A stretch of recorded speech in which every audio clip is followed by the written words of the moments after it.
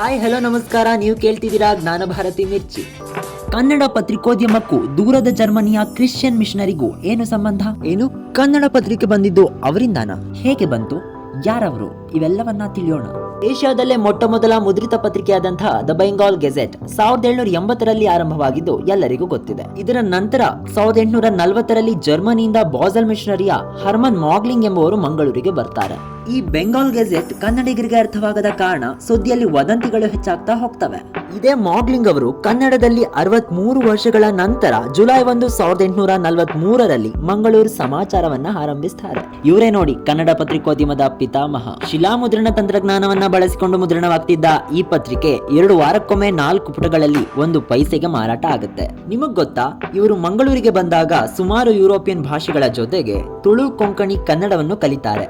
ತಾನು ಜರ್ಮನಿಯವನಾಗಿದ್ದರೂ European conflicts ನ ತನ್ನ ಬರಹದಲ್ಲಿ ಉಣಬಡಿಸಿಲ್ಲ ಅಂತ ವಿಮರ್ಶಕರು ಹೇಳ್ತಾರೆ. ಈ ಪತ್ರಿಕೆಯು ಆರಂಭವಾದಾಗಿನಿಂದ ಕೊನೆಯವರೆಗೂ 7850 ಪ್ರತಿಗಳು ಶಿಲಾಮುದ್ರಿತವಾಗ್ತವೆ.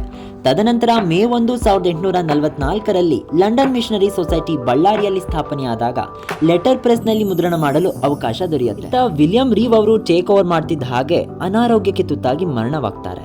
ಅಲ್ಲಿಗೆ ಕನ್ನಡ ಸಮಾಚಾರ 1844ರಲ್ಲಿ ನಿಂತು ಹೋಗುತ್ತೆ. ಮತ್ತೆ 1857ರ ಜಲಿಯನ್ ವಾಲಾಬಾಗ್ ಹತ್ಯಾಕಾಂಡದ ಸಂದರ್ಭದಲ್ಲಿ ಮಾಗ್ಲಿಂಗ್ ಅವರು ಕನ್ನಡ ಸುವಾರ್ತಿಕ ಪತ್ರಿಕೆಯನ್ನು ಆರಂಭಿಸ್ತಾರೆ.